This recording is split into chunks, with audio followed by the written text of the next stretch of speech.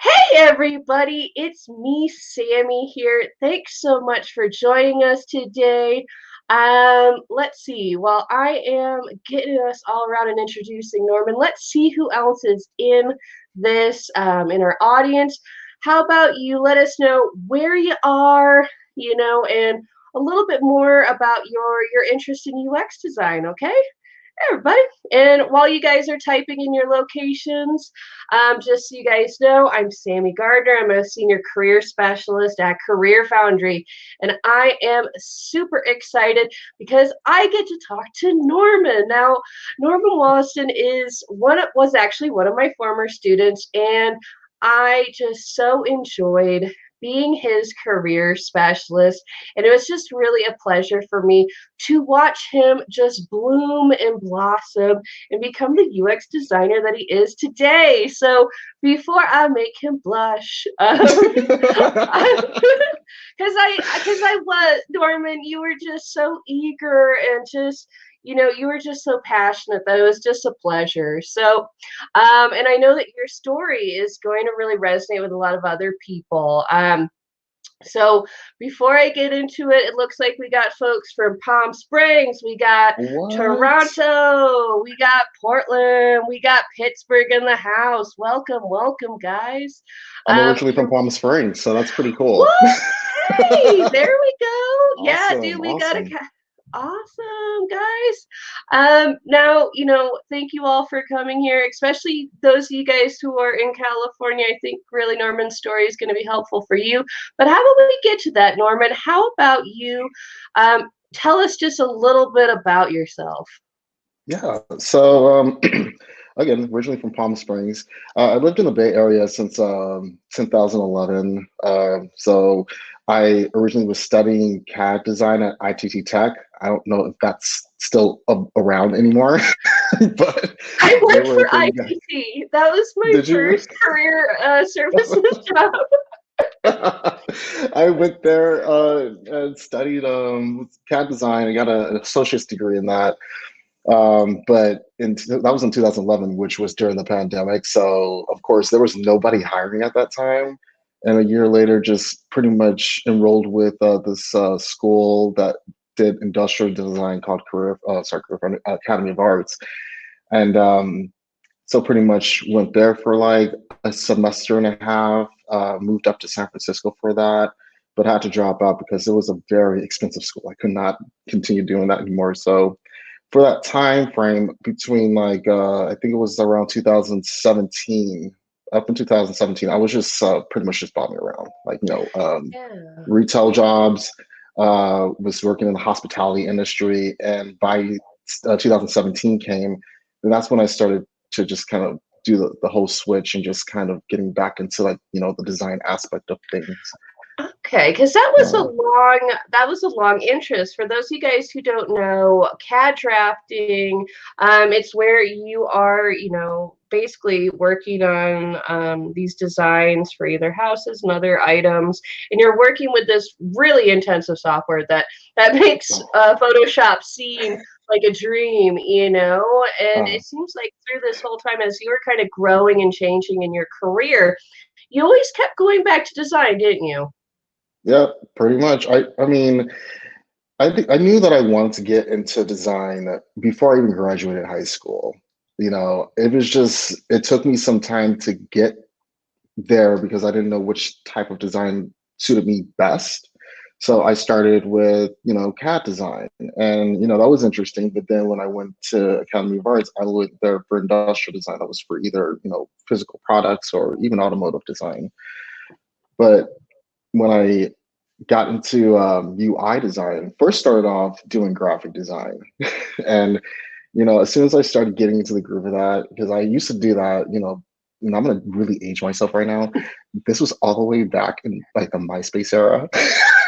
Dude, we all did MySpace. Who didn't have their first HTML experience Oh, tricking out their MySpace page? it was like I would go in there and I would just make all these different types of like profile designs, and then I would just like have the HTML ready to go for downloads. I here, take it, plug it into your profile, make it like super cool.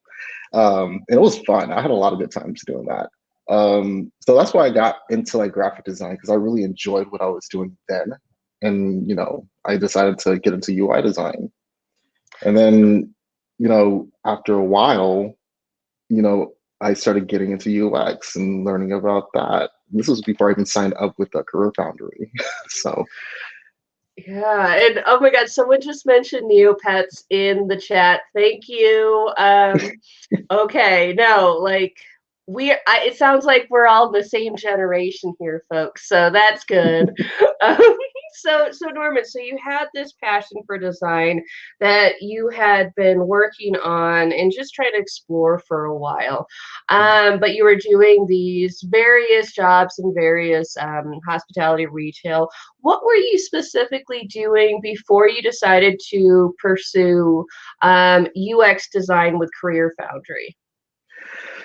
well, see, since I dropped, okay, so since I dropped out of those classes with the school I was going to in San Francisco, and working these retail jobs and in the hospitality industry, I honestly didn't know what I was doing at that time in my life, because I'm in my early 20s. I'm not really having much of a direction.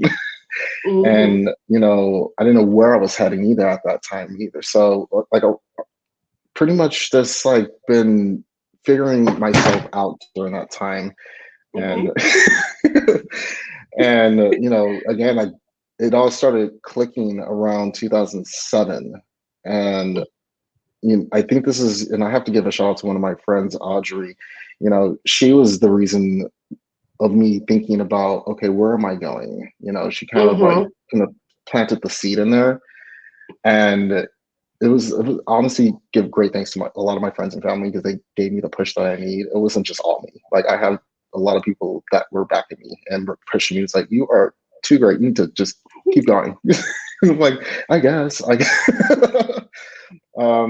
But I began to ask myself that, where am I going in my life? Like, am I happy where I'm at? Is this something that I'm passionate in, that I'm currently doing?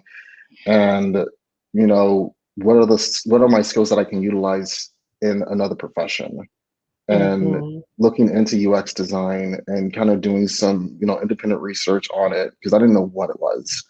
I just was curious, what is this? And as I was getting into it, I'm thinking, okay, this is something that I can definitely get into.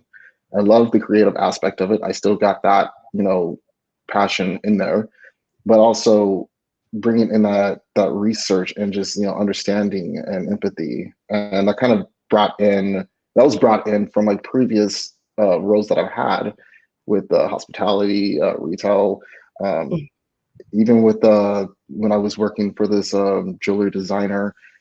I learned a lot from her, and that was like on the business aspect. And those are something that you need to think of as well as UX designers, like, okay, business requirements and criteria, and then having the empathy for the user, and then also the back end, and then finding the solution, understanding the problem. It all just kind of clicked for me.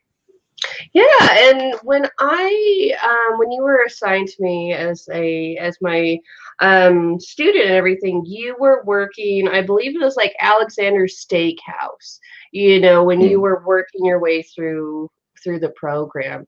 Now, did you feel like you were a career changer, or did it feel like you were trying to get back to the original career that you'd kind of lost track of?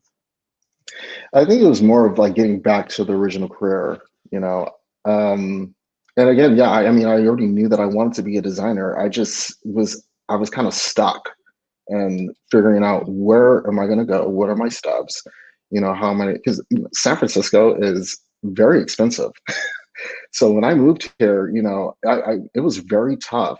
My first apartment was in the most dangerous area in San Francisco, the Tenderloin, and I was sharing a studio apartment with not just one person but two other people. And and it was pretty bad. I remember, like, we actually had a little pet. There was like a nice little rat or a mouse in the kitchen that would just poke out every once in a while to say hi.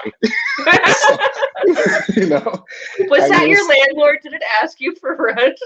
I'm surprised it didn't, because I think that mouse has been there before I even moved in. And, he was just like, hey, you're here. All right, cool. I think I gave him a name at some point. But it was crazy. So, um, yeah, I think when I moved up here and I dropped out of those classes for my previous study, I just kind of got thrown off my game a little bit and trying to figure it out. What am I going to be doing? Like, how am I going to survive here? What are going to be my next steps? And the first thing that was on my mind was, okay, I have to be able to keep a roof over my head and try to keep food on my table. And it's easy to get overwhelmed in a city that is so expensive, especially when Yeah. you're like just coming out of a very expensive school and your parents are Hmm. like, nope, figure it out. And I'm like, oh, okay. They're like, the free lunch is over, my friend. Exactly. It's like, you can come back home. Like, I will not come back home. I refuse. And Norman, and you made it. Now, how about, we've heard a lot about them before. How about we flash forward to the day in the life of a UX designer, and then we'll double back to discover how you managed to go from the tenderloin to the tech scene. Okay. Yeah, awesome. So let's see. Tell us, I mean, of course, guys who are, listening right now in the audience, keep in mind that the average day in the life of a UX designer, as Norman has experienced it, is going to be a little bit different than people who maybe started earlier in this field, because you've been working from home. Before we started this, you were talking about how you only just finally saw The Office. Yeah. But tell us a little bit about the duties of the job and kind of how it feels, in that day in the life of a work from home UX designer. Okay. So yeah, definitely when you're working from home, it's very important to have a routine. I like to stick to that routine. I usually wake up around like it depends on when the next meeting is, or if there's a really early usability test session. But usually I wake up around like 6:30 a.m. Get my coffee in, check my emails, check my work schedule to see what the day is going to be looking like, how many meetings I have, if there's any usability sessions or some interview sessions that are scheduled for later today or later today through the day or through the week. Um, and then we usually do like a stand up. So pretty much what this is, and let me put my phone on vibrate because I did not know that it was And just so you vibrating. guys know what the usability testing, and this is where they are doing research and getting feedback from the users. But continue, Norman. Yeah. So usually, okay, so with stand-ups, and this is pretty much where you get together with your product owner and your development team, and you guys are just pretty much giving updates on what has been happening the day before and what are your plans for the rest of the day. Like, are you pretty much at this point in this project? Is it near completion? So with me, it either is like if I have something to update the team, then I'll come into stand up and say, hey, did this yesterday. I'm going to be working on this, and this is published out, so you guys can check this link out and click through the prototype. That's pretty much how I am. And then we usually do like a sync with our PO, just UX and the PO. Sometimes the tech lead will join us as well. And we pretty much just discuss things that are in our story backlog, figure out where the pain points are, what everything means. And this is like pretty much our time to ask a lot of questions. So if someone says, and I ask a lot of questions at my company, because there's so many acronyms, and I'll be like, this, and this. And I'm like, what does that mean? And sometimes I have to apologize because I feel so bad because I feel like I'm being annoying with all my questions, but we all are just pretty much learning together. It's a learning environment where I am, so it's really cool that everybody is just like kind of in the same boat. We're just trying to learn from each other and just come with some great solutions through collaboration.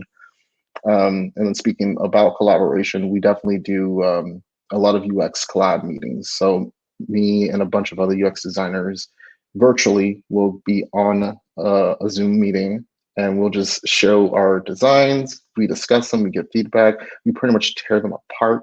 And it's nothing personal. It's all a part of the process. We just see our designs and we pick it apart. We ask questions. And at first, it was very jarring because here's my design. It's like, well, why is that? Why is this there? Yeah, I'm like, oh. So I don't know. So did you get what's the user flow like? What are the journey maps? What's the problem? And I'm like, oh man, okay. So learn during that first time. So always be very prepared before you start sharing. Have, your case studies. What's the problem? What's the workflow? And always share early too. Like, if it's just like very rough sketches or just little boxes on Miro or whatever, share those. Because you get great feedback from your team, from your manager, before you get to that high fidelity point and you're just like putting your heart and soul into something. It's best to just kind of get it done early and then just kind of figure it out from there and then building it from there. And I know that we've all been learning from that at our company, and we're kind of going through like the realms of like, okay, let's start with very, very rough sketches. I want to see like what your process is. And it's been super interesting and super fun, so. Good, good. No, and here's the thing, like I find that for a lot of UX designers, the work does satisfy that blend of creativity and technology that they're looking for. And what you've described is a day of, doing, yes, you have, meetings with colleagues, you have, the user studies and the research with the users, and you also have the deep work where you are designing, and above all, it's collaborative. Mhm. So that is awesome. Thank you so much for sharing a day in the life. Now, I know that for a lot of you guys who are listening, your thought is like, okay, Norman, like that's great. How'd you get this job? What did you do? So, Norman, how about let's guide people through? Because many people think that it all happens after graduation, but Norman knows because he had to deal with me during the job prep course that it doesn't. So, Norman, Oh. tell us what you did before you graduated to help you succeed afterwards. So I pretty much what I did was just start where the recruiters or managers are going to look at first is the portfolio and resume. And what I did was just kind of get as much feedback from my mentors, my coaches, and tutors, and even industry professionals too through networking. I met a lot of great people through networking, and just I guess knew them. I just knew them. So, but getting a lot of feedback on your resume and just kind of always refining that, it's always going to grow, and your portfolio, making sure that everything is just documented. You're going through your process, your design process, making these notations, showing as much as you can, but also not making it so long to the point where it's just like, okay, scrolling and scrolling. So it's like a balance that you gotta have, like not too long, but also have enough of the detail during your process of how you got to your final design. So that's pretty much up to you on what you think is going to be a good contribution to your project, and saying, well, this is something that will be important in this discovery work. I think I want to put this. And we did infinity mapping. Let's throw that in there too. Um, you know, it's just pretty much working with your resume, your portfolio, and then yeah, practicing interview questions with your career coach. Getting all the jitters out. Because Mhm. it's going to be nerve wracking once you start interviewing. It's going to be very nerve wracking, and it's okay. Like, that's okay. It's totally normal. Um, just as long as you know that you know your niche, and Mhm. you can just pretty much be comfortable with yourself, because that during that interview they already know what you can do. They see your portfolio, they see your resume, the skills that you have, the tools that you use. But that interview is more so to like understand who you are and what makes you a good fit for this role or for this team. So they're just pretty much trying to get to know you. So as long as you're just breathing, relaxing. And it took me a while to get there, to because I freak out every once. I'm like, ah, but I have to breathe and relax and just be myself. And yeah. Yeah, and for those of you guys who are listening, Norman actually signed up as part of the CareerFoundry course. We have an optional job prep course where it guides the person sequentially through creating all your application materials from, coming up with your mission statement and your career strategy all the way to interview prep, portfolio, resume, and the work. So there's a lot of support on that end. So if so we try to make sure that you got everything that you need before you go out into the world. And Norman certainly took the opportunity to utilize a lot of the benefits and the services and the Slack community, all the things that CareerFoundry offered. I think that really helped. There is a question actually from the audience. Now, Norman, Nico wants to know, what do you mean by niche? So pretty much just like getting your flow, like your touch points are lined up. So I like to talk about certain touch points, like being able to be open to learning new things. So I'm a very curious person. I like to learn new things. If it's not like something that you want to add to your skill set, more so like just understanding. For me, oh, go ahead. Yeah, and by touch points, you kind of mean like topics that you're specializing in, right? Okay. Yeah. And like, but yeah, we were curious to learn, which is something good to have, because, as a UX designer, you have to be open to learning new things. You have to be, flexible in that realm. I, for example, took a web development course during the pandemic, and, I'm not a programmer in any way. I do not know how to write code well, but it gave me an insight of how it is in the back end, and it kind of builds more of that empathy. I understand when I talk to my development team, I get what they're going through. And so it's like, okay, I get it. You're working with this language. Let's see what we can do to work with each other and find a perfect solution, or a compromise, that is, if that makes sense.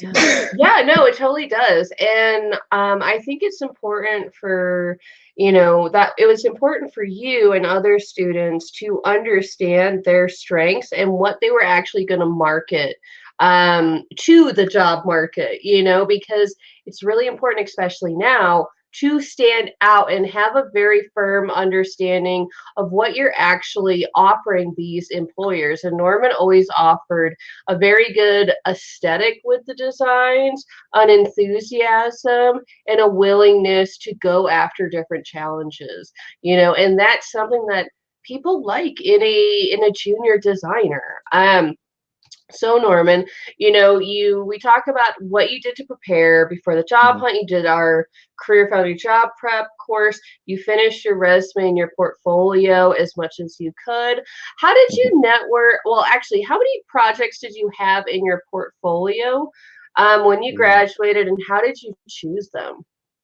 Yeah. Okay. So I started off with, I think it was 4 projects. So it was it 4 projects? Yeah, it was 4 projects. It was 2 of them were UX design projects. Yeah, you had the hair place.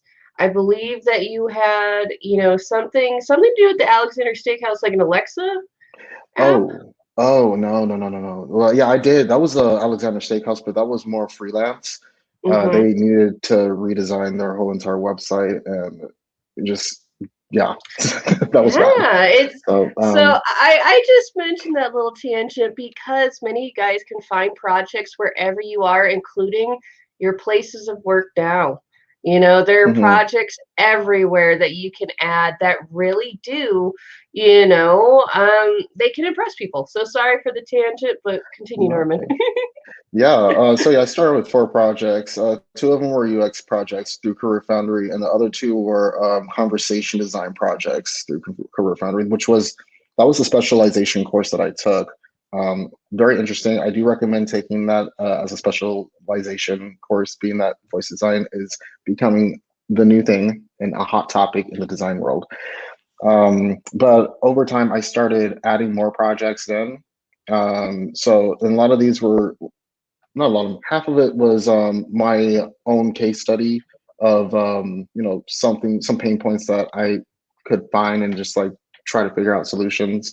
Others were freelance projects, and then building out the whole entire process of that and putting that on my portfolio. I think the most recent one is one I did with 2 other CareerFoundry students, and that was fun. We did a lot of great use cases with each other. I also did another. Oh no, actually, I didn't get to do that project, but it was another project that That's when I got the job at my company that I'm at now. So I think so. It was like four. I think there was. I think there was eight. I ended up with eight projects. No, six. I think there was six, seven. I don't know. it was. Wow. It was more than four. That's all I know. It was way more than four. So, and when it comes to projects on your portfolio, you should at least have at least six projects. Um, and I learned that through a networking event with LinkedIn. And granted, I live in San Francisco, so LinkedIn's right down the street from my house or where I live right now. There's a lot of tech companies, but they were hosting an event for building portfolios, and they touched on this and say you should at least have six pieces on your portfolio and going through your process. You know, so yeah, it's definitely should have at least six projects on there, and then just yeah, a good Yeah. and compelling story about yourself. You know, who are you? What are your likes? You know, so on and so forth. So What makes you stand out? Now, we have some questions that have to, some of them are like salary and stuff like that. I do want to make it clear to folks that Norman is in San Francisco. So he's in an area that has a lot of opportunity, a lot of competition. So there, people are really minding their P's and Q's. They're crossing their T's, dotting the I's. So if you want to know more about what salaries might be in your area for UX design, check out Glassdoor or PayScale, and that's going to give you a far more accurate number. So another good question that we have in here is, do you think, okay, it's a two-parter. Do you think that creativity is important to be in a UX designer? And does this job fulfill your passion for creativity? mm. That was a good question. I know, right? Thanks, Joseph and Monica. Yeah, just give me those curveballs. So creativity important in UX design. Yes, and I would say yes and no. I guess it really depends. Um, I mean, I think the most important thing about UX is just like understanding what the problem is, how big is the problem, and then willing to go and do the research to figure out where there can be possible solutions. Now, past that, there's going to be a little bit of some creativity on your part because you'll need to draft up some not only workflows, but you'll need to build some sketch out your work and then build out some wireframes and try to get an idea. You don't need to have everything pixel perfect. It doesn't have to be like this beautiful design right out the bat. That's not how it works. It's going to be messy. It's going to be all over the place, and there's going to be a lot of sticky notes around. So I would say the messier and sloppy it starts, the better it's going to be. Just get all of your thoughts out, get it all sketched out, throw it on to Miro or wherever you feel comfortable. It could be Sketch, it could be Figma, and just build some wireframes and just kind of play around with some boxes and figure out, where are some possible routes to go in your design. If that answers your question.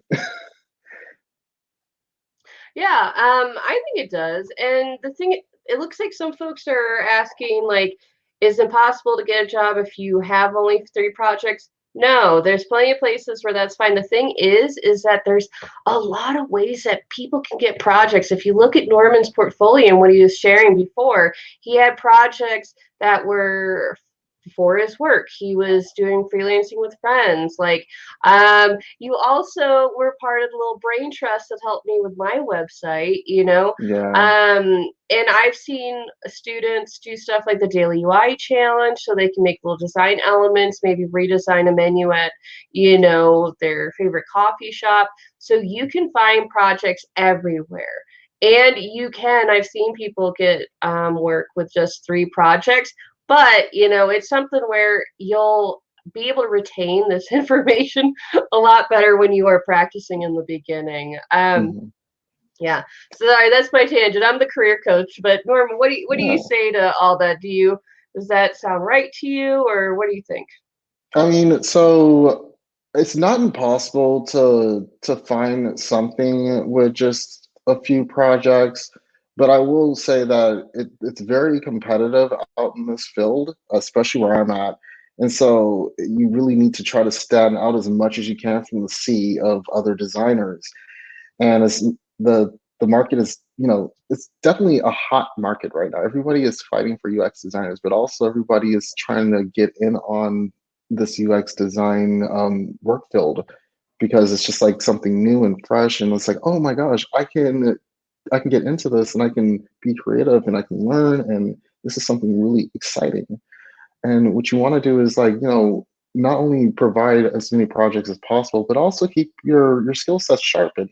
And when you do so, you're doing this by having all these little small projects. So the reason why I started adding up things was, yeah, I wanted to add in more projects on my portfolio.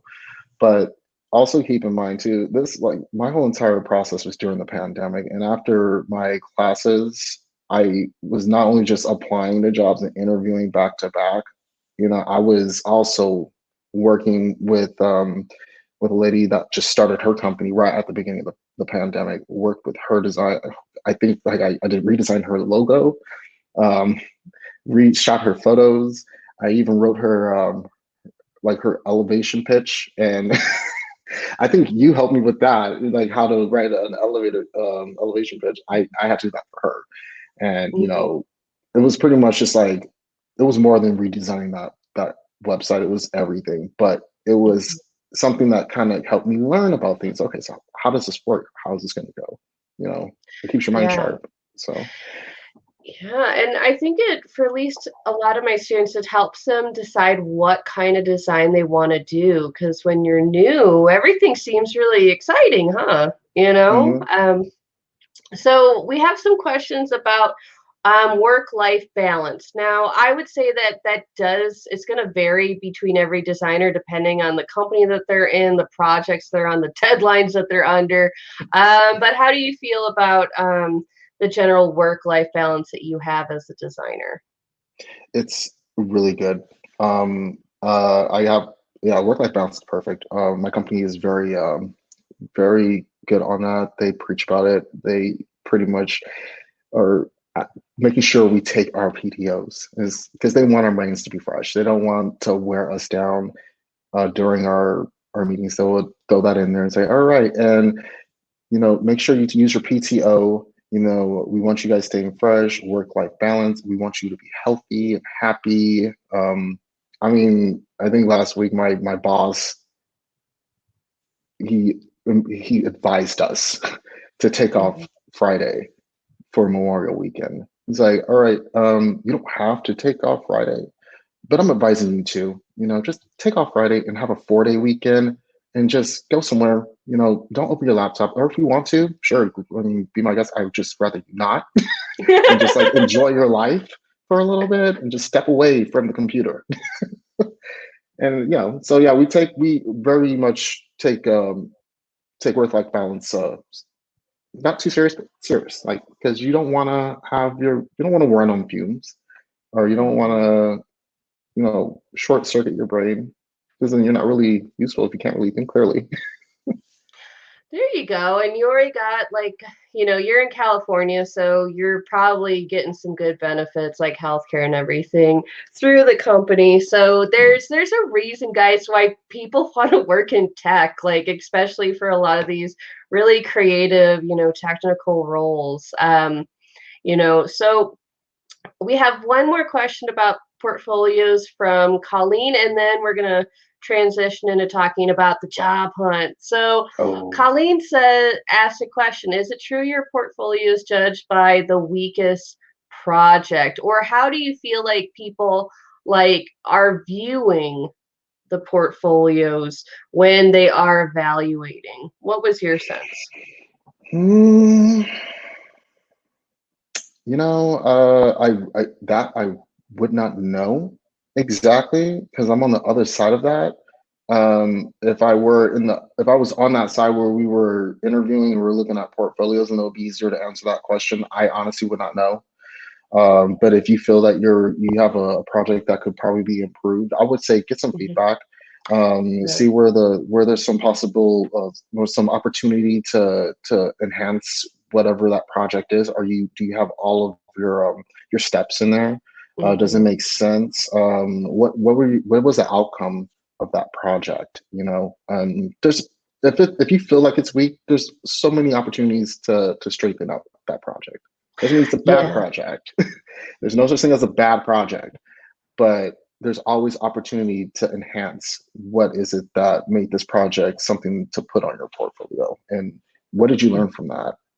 Would Mhm. there be something else you would change on how you approach this project? You know, and it just comes down to that. You know, what was your thought process? What did you get out of that? So, Yeah, and I would say that just put the best one at the top, because at least in the first portfolio reviews with the recruiter, when they're trying to vet people and see who's going to be interviewed, they're mostly looking at your first one. So put the best one at the top.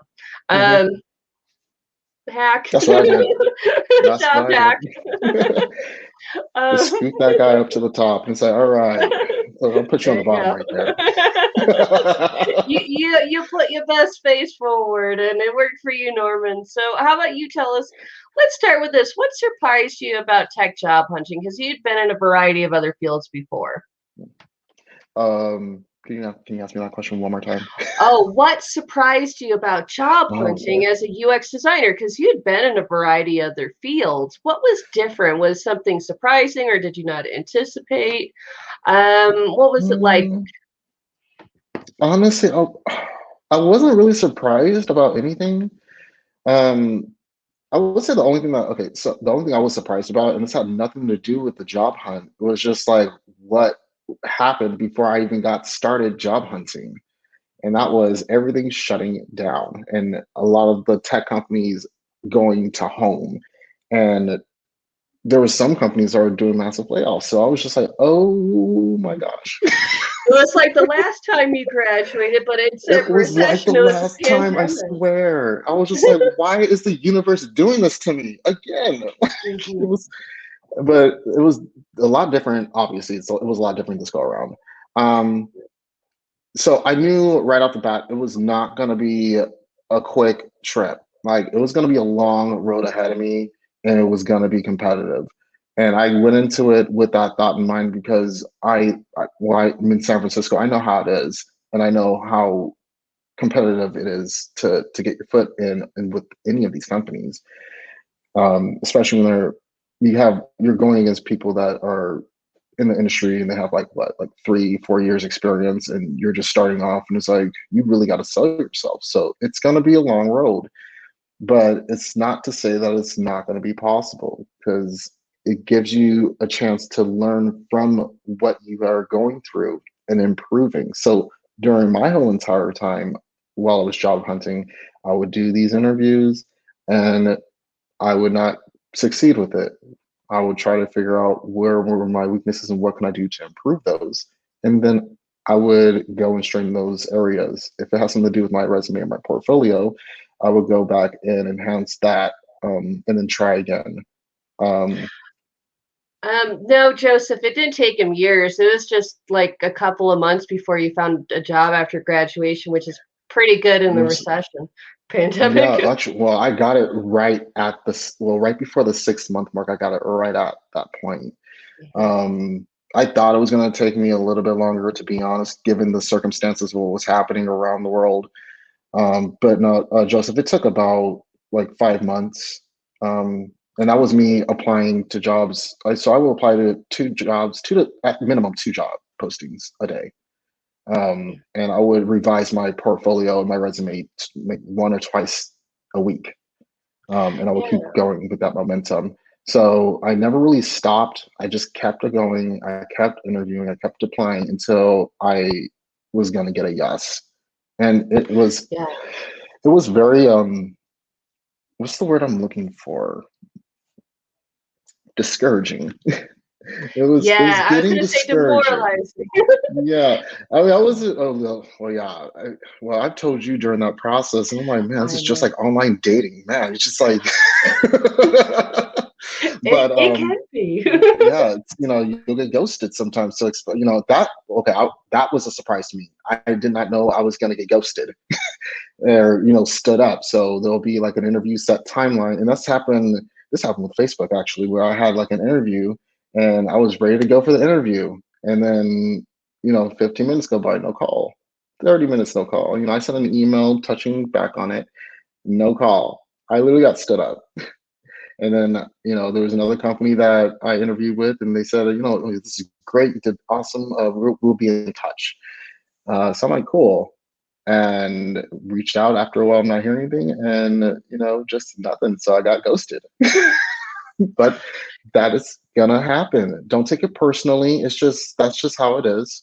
And then you'll encounter some recruiters that could be a little on the pushy side, or you'll get two recruiters getting coming at you for a job posting or job opportunity, and it will probably be the same job.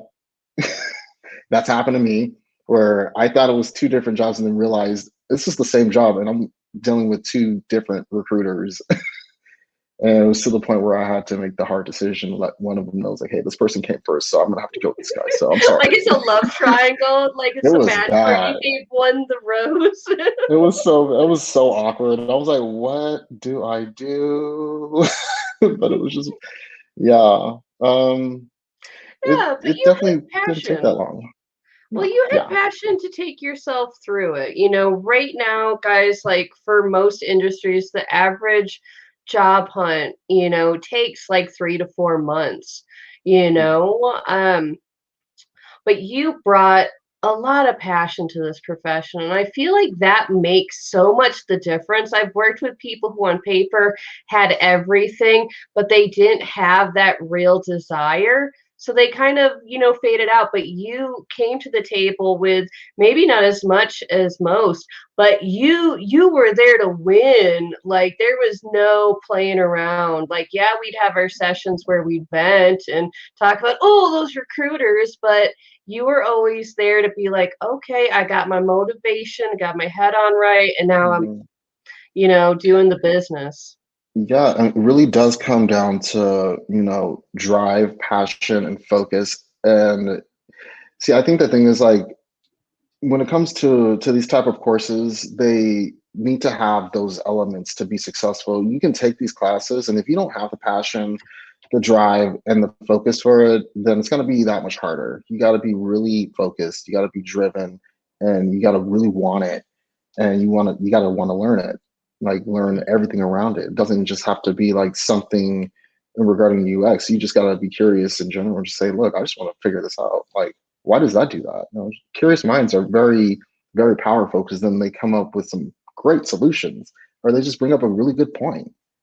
So there's nothing wrong with that. Just, yeah, stay focused, stay driven, stay motivated, and know that I've been there before.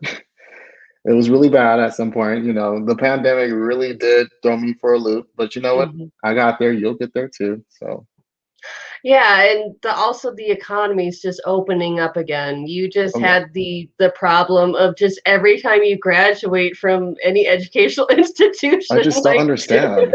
I the was just like, Norman why, God? And I'm effect. like, what did I do?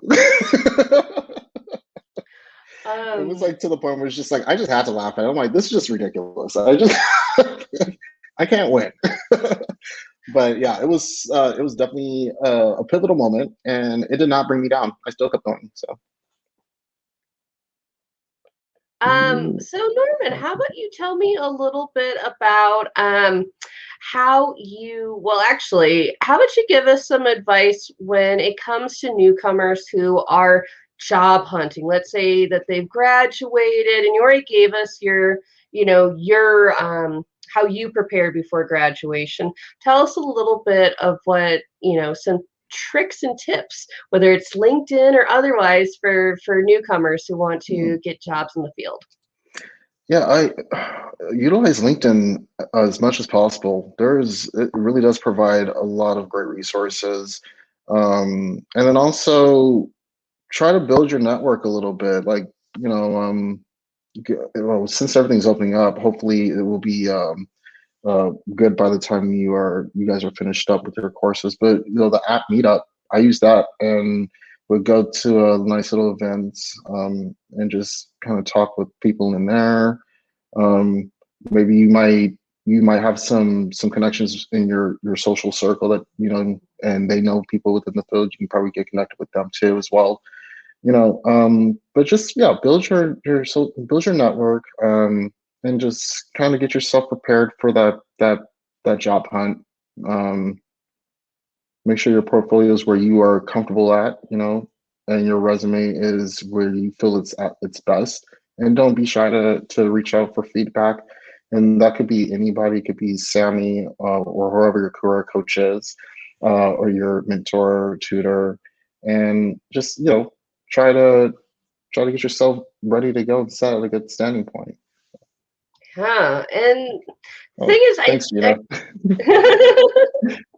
um, yeah, no, Norman. See, here's the thing. Norman had like a good eye. That was one of the things that I really appreciated about Norman when he came to the program, because I could tell that he was passionate. I could tell that he was using every resource that came with his tuition. And he was just great to work with. There was never, even when he was frustrated, I could tell, that he was always nice to his tutors, his mentors, to me, to other students. Like, he was able to really do a good job just by being his effervescent self. I feel like that also helps Norman. But I'm a big Norman fan from back in the day. Oh, So so I think Daniel has a really good question. When you got the job, was the hardest part um the or before you got your job, was the hardest part studying UX design or job hunting in UX design? What was tougher, the program or the real world? um, mm, mm-mm. I mean, the program was stop. The program was not hard. I think. See, the thing is, it's just like when you start the program and we're going through it. It just, well, for me, it just took me understanding how the platform worked and adjusting to it and balancing out. Actually, I would say before I even got job hunting, that was the hardest part. It wasn't even with Career Foundry. It was just my circumstance, and that's because I had to work two jobs and do school. So, you know how that was, Sammy. It was like I'll wake Hmm. up at 6 a.m. I'll be at work at 8 a.m. and then I would leave that job and get to my other job at 4 p.m. Then would be there until like what 11:30 p.m. Wouldn't get home until like 12, and then put like an hour or two of work with the Career Foundry, and then go to sleep. Then wake up and do it all over again. That was the Hmm. hardest part, was just balancing all that out and just kind of keeping my sanity and energy intact. The job hunting part and getting the job, that was not hard. I wouldn't say it was hard. It was more so of like a new learning curve, which is going to be like that throughout the whole entire profession. You're going to be learning a lot. There's never going to be something that you are not going to need to learn, because things, especially in the tech world, things are going to change quickly. Hmm. You're going to need to learn new software or design tools that has just been introduced into the field, or maybe new design practices. And for example, there's a couple of people on my team that have been in the field for quite some time, and some of them didn't even know what a persona was, or didn't understand what the purpose of a journey map was. And that just goes to show how fast this industry can change and grow, and how you might need to keep educating and looking into things to keep yourself up to speed. And it can be easily done. Like, it can happen to me easily if, like, something comes in, like a new design tool, and it's been out for like a year, and I'm just now learning about it. I'm like, what is that? Oh, I'm slipping. I didn't even know that was a thing. And like, uh, that's true. It's a field for lifelong learners. Now, Norman, we got about 10 more minutes left in our webinar. How about we take some questions from everybody? It looks like Gina really wants to know what you use for your portfolio layout. I went through, was it Adobe? I think it was Adobe. But it was all hosted by Behance. So I started with Behance, and then I saw that you can do a portfolio on there. So I just went that route. They got some great templates to use. Um, I will be soon moving from those templates and more venturing into my own personal domain, where I don't need to have Adobe anymore because they're getting expensive. And there's other platforms you can use too. It's just your personal preference. Let's see. Uh, And it's Daniel. I already answered Vidya, where in the program you're gonna start creating projects really quickly. Actually, so you will get guidance on a number of projects in the program. So Norman, are you a UX or a UX UI designer? is that I think this is Rice question here. Yes. Yeah, okay. Did I take the career? So I took the UX course with CareerFoundry.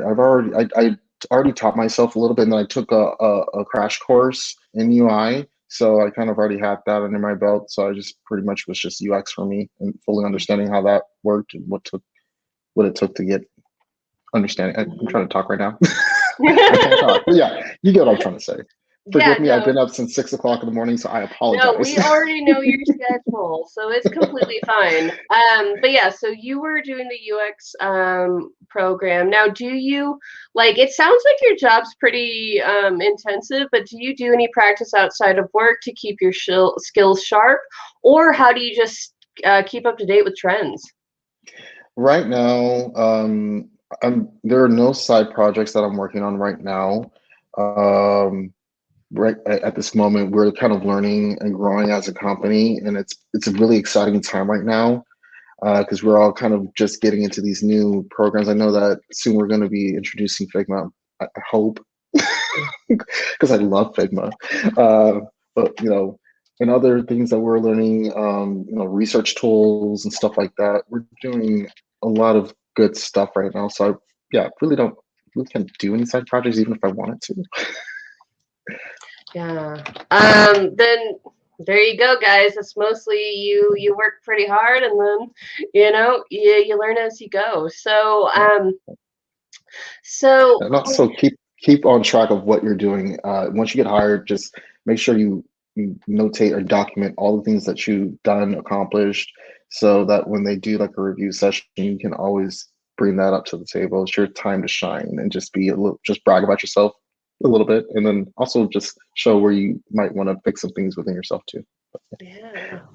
Awesome. So it seems like everybody, okay, let's answer Laura's questions about what other resources do you recommend to build skills for UX design, and then we'll answer the question that a number of people have asked, why Career Foundry? So what other resources did you use to build up your skills, whether Mm. it's tutorials or whatever you did? Mm. Let's see. Well, I watched a lot of YouTube videos. Nielsen Norman is a good resource for UX design. I did take that crash course. I forgot what that crash course was called, or if it's still around, but I think it was called Design Lab. And did a UI course with them.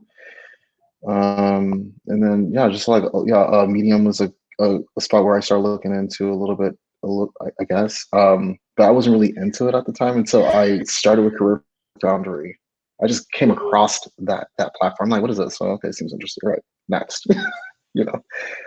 But Nielsen Norman was a pretty good one. I think I kept going to that one because it had my name in there.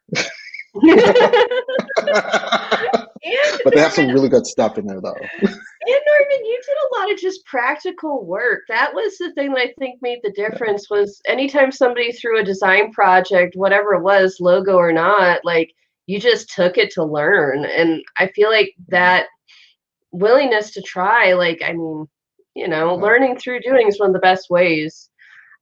For sure. I know everybody's like, you keep talking for Norman. It's like, because I enjoyed working with Norman. When he got a job, like, I was happy for him. But as the person who enjoyed our regular chats, I was like, oh man, I Oh lost yeah. one of my favorite students due to his success.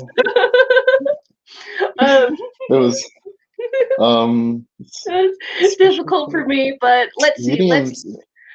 Oh, Udemy, yeah, that's a good one too. You can do Udemy. You know, there's honestly all the courses that you find out there, it doesn't really matter. I think if you're getting what you need out of it, and you feel comfortable with that decision, I think that's what matters. The reason why I chose CareerFoundry is because I felt a little more secure with this, because I'm getting a mentor, a tutor, a career coach, and I'm getting some projects. Now, the only thing about the projects is, yeah, you're not getting actual live projects, but that's fine. You don't really need to have live projects to get your foot in the door. I know, and also the better bang for your buck with Career Founder at the time. I'm not sure what it is now, what it's like now, but I still think it's better bang for your buck. Um, but there was also another course or a school. I forgot what it was called though. Man, I can't think of the name. I know my friend took it, and he's a successful UX designer soon, living in New York. But I think he dropped like 15 grand on that, and I was just like, I don't have that. I don't have that money, and there was no monthly payments. It was just like upfront 15 grand. I'm like, no, I don't have it. He had it because he was a bartender. So well, yeah, he New has York more money City. than us. Yeah. Well, General Assembly. There you go, yeah, Frederick. Yeah, that's the one. yeah, they're all over. Yeah. The thing is, Norman, what I like about you is that you chose Career Foundry, but you really made sure to, at least with me, to co-create your own learning journey. You had a good idea of what you wanted. You had a good idea of your skill set, and you used every bit of the program to help you. And that's the thing, guys. If Career Foundry, the difference between us, like at least in my opinion, after 5 years of working here, is the people power. If you're somebody who likes to brainstorm, if you're somebody who wants to, really pick the brain of experts, if you want someone to bounce, project, work with and stuff, we have like all the people to talk to, including all of our other students. So it's really helpful. Now, Norman, we have about 7 more minutes, or not 7, but 3 more minutes to go. Do you have any final words of wisdom, some motivation, some inspiration, anything that you would like to share with our people? Yeah, lay it on Yeah. us. So just stay positive, stay focused. You'll get there. If you really want it, you're gonna get it. So as long as you just keep that drive and that focus going. And then no, don't be afraid to reach out to your mentors, your tutors, or whoever.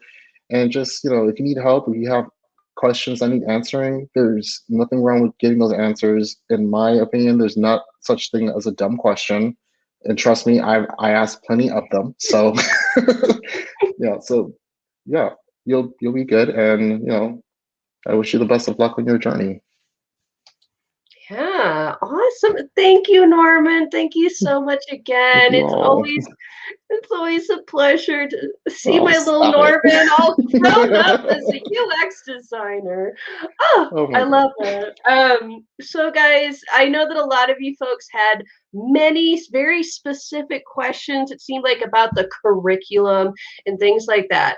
After this webinar is finished, it should send you to another page where you can actually sign up to talk to one of our admissions people. Now, what I would recommend is sign up for that call if you want to, but write down your questions and make sure you are specific to your situation so they can better advise you on whether or not our program is right for you.